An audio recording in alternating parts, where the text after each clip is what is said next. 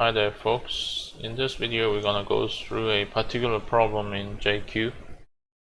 JQ is a JSON parser for the bash shell. I'm gonna introduce you to the problem and then go through with you three solutions.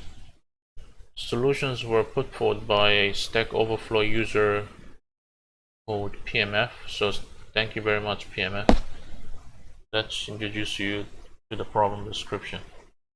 So we got this stream of object and also this stream of Boolean values, and we're gonna compare these two streams one item at a time, and if the corresponding Boolean is false, we don't output it. If it's true, then we do.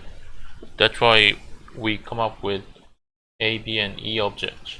So A means the key is A and so on, because the first and second filter, their corresponding Boolean values are true, but the third and fourth, they are false, and the last one, it is true. So we end up with A, B, and E. So that is the problem. Okay, let's start with the most obvious solution, which is to use the for each loop.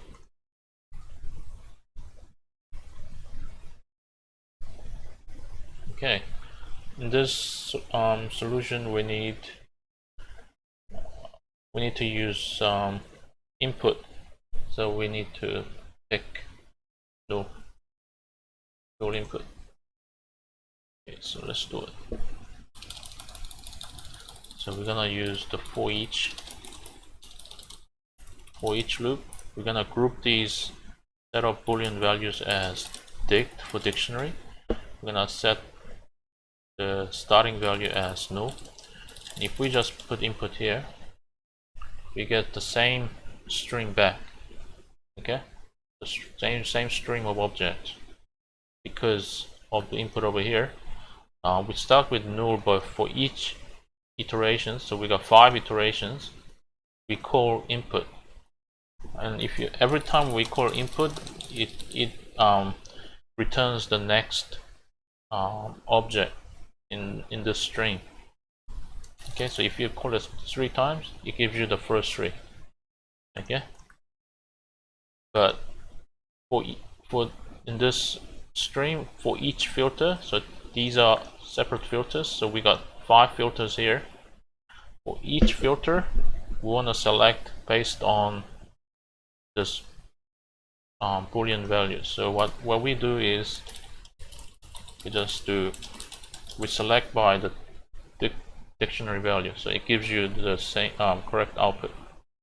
But you can, instead of using select, we can also pass a third argument for our for each loop and just say we want one based on the dictionary value. That also works. Okay, the second one uses the transpose.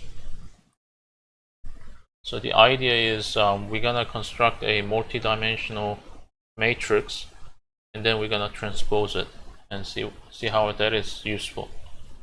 Okay, so let's do it. We don't want null anymore.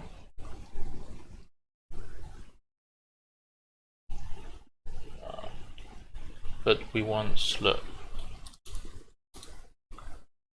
So we start with the stream of objects. We want this to be an array because we're gonna include it in the matrix. So what we do is we tick slurp. What it do is it converts it into an array. Okay, so what we want, first row to be array of objects in the stream, and we want the second row to be array of Boolean values that we've introduced already. Okay, so we got 2 separate rows, 2 separate streams now. Sorry, the 2 separate array. We can call them separate filters. So we got two large filters now, each of them with each is a array of 5 elements, but we want to make it into a multi-dimensional matrix, so we convert it into a matrix. Now this shows you that this matrix has dimensions 2 rows and 5 columns. What happens if you transpose it?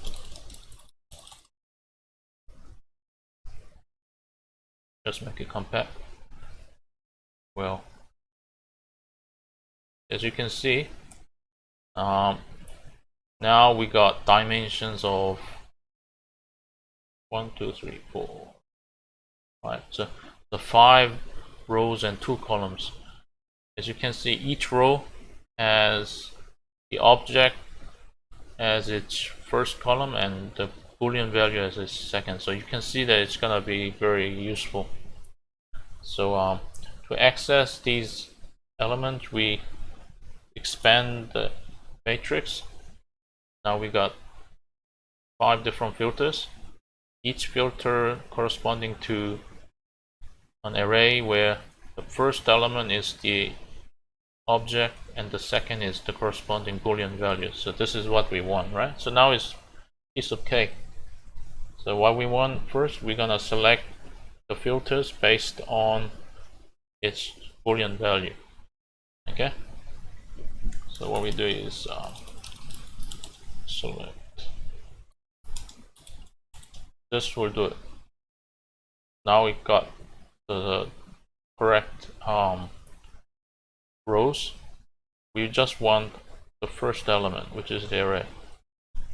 Okay, so we just do this. Okay, so we get this correct output. So that's the second solution. The last solution that we're gonna discuss today is using the indices. Yeah.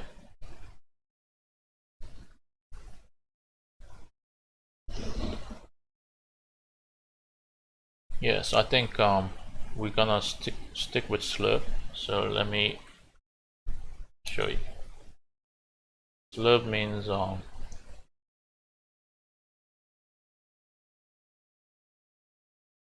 yeah, so we convert the stream into an array, okay?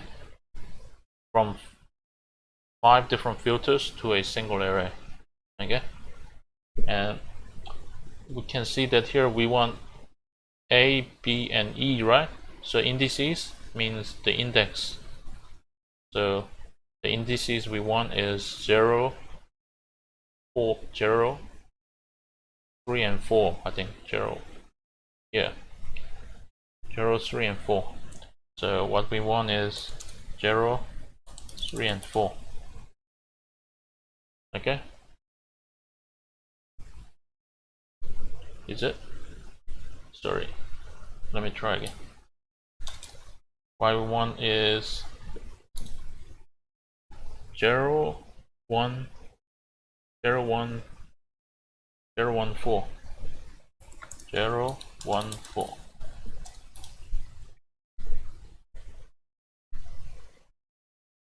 Yep. So that's what we want. But how do we get this stream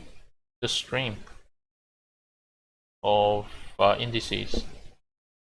That's the problem we have here. Okay, so what we do is we pass the dictionary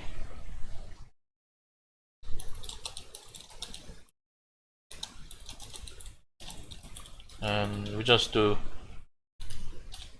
indices true. It gives you an array of indices, but we don't want an array, we want to expand it so we can use it. And then what we do is we just reference it. Okay, so we get what we want. So that is it. Thank you very much and happy hacking.